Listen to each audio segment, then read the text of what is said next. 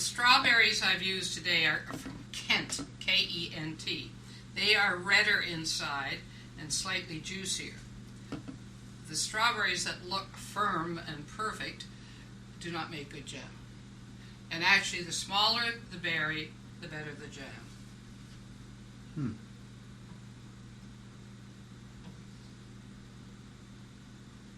How much time left? 3:20. It's also a lot of standing around. All right, Sheila, where are we at now? Okay, we're waiting. The rolling boil has 8, 7, 6, 5, 4, 3, 2, 1, and it's ready. Add the rest of your sugar. In our case, another 2 cups. We have added the last 2 cups of sugar. Yes. I'm now going to add 2 tablespoons of lemon juice. And you removed a little bit of the... I removed some of the froth. And did you put the butter in? Not yet. Not yet? I thought you put it in after the 5 minutes. Yes, I am, but I can only do one thing at a time. Okay. So I'm putting the lemon juice in. How much lemon juice? 2 tablespoons. Because the citrus helps the jam to gel too.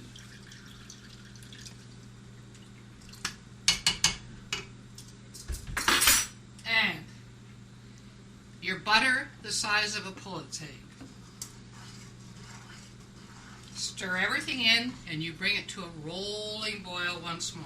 And this time it's for 10 minutes, correct? Right. In the meantime, you want to have some ice-cold saucers or plates so that at the end of the 10 minutes you can check to see if your jam has gelled and if it needs more cooking. If you like thick, you usually cook it longer. If you like thinner, you usually take it right after the 10 minutes. And it depends on the berries too. That's why you have to use a little bit of guessing by golly. Now, if somebody wanted to make raspberry jam, Sheila... Same thing. You can use the same thing for peach jam, blackberry jam, raspberry jam, plum jam. A cup of sugar for every cup of fruit. And the first 5 minutes you boil it with half the sugar. Half the sugar, boil it for 5 minutes, put the rest of the stuff in, the lemon juice, the butter, and the further 2 cups of sugar, and bring it to a rolling boil. All right. Let's have a look. Let's see. Let me move up here, and we'll look down in there. Now, It smells I did good. do some skimming, Okay. and it's just the froth that comes up, and you use a metal spoon and scrape it off. Okay. Now, there'll be a little more froth on this lot too, but there won't be as much because the butter helps to keep the froth down. And you take off the froth because you really don't want it to look like a marble in the jar.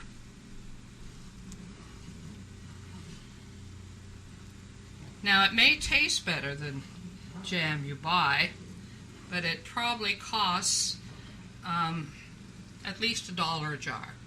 That's minimum. Depending on where you buy your berries. And we're talking about in Ottawa in 2008. We paid $14 for 6 liters, which is apparently 6 quarts, close enough for Americans who don't understand the metric system. Now it's not rolling yet because I can still stir it down. And it's not just 5 minutes the second time, it's 10. 10 minutes. And you have to keep stirring for the full 10 minutes? Nope. You just want to make sure it's a rolling boil. Stir occasionally, make sure it's not sticking on the bottom. I usually turn it down to just medium when it comes to a rolling boil. As you can see, there's more froth, but we're not quite at Rolling boil. a rolling boil yet.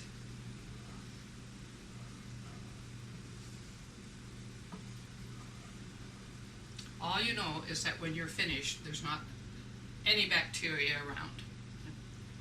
It'll never spoil on you. A lot of people like to put paraffin wax, melt paraffin wax, and put it on the top of their jars, but I've always been more successful just having the lids, which you can buy every season. What about grape jelly? Is it the same way with grape jelly?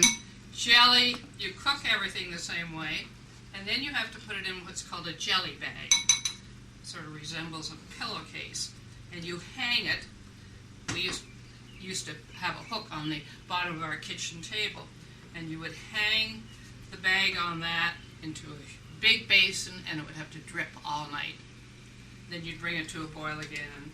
Oh, that's to remove the skins and things like that? I see. Now, you can make blueberry jam without the bag. You know. But I don't know about grape jam. It's never appealed to me, but grape jelly does.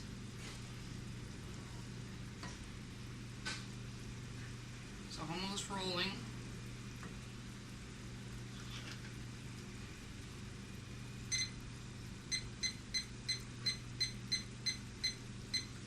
Minutes. Okay. Oh, it's 10 minutes from not when you add the sugar, but from when it's the rolling boil. Yeah. That's the key. All right. Well, then we'll take a break. Anything else you need to say, and then we'll come back in after it's just about finished. Next step will be bottling it. Okay. All right.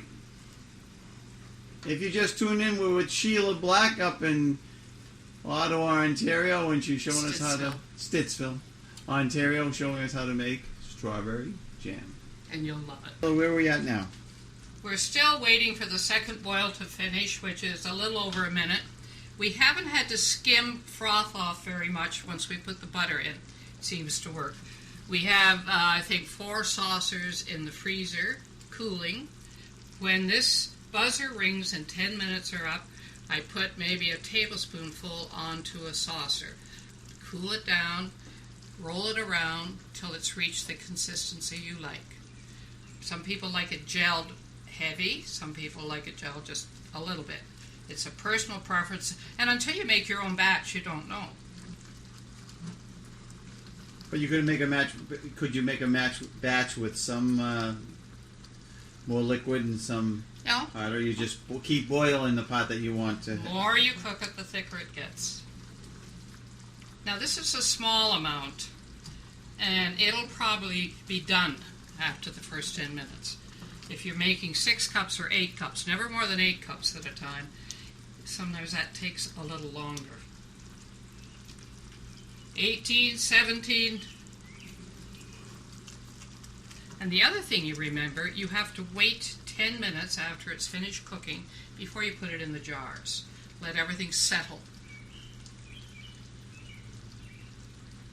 What kind of jars are these? These especially made for this? You buy them they're just ordinary jam jars. You buy them. You buy them with the rings on the top and the little screw tops.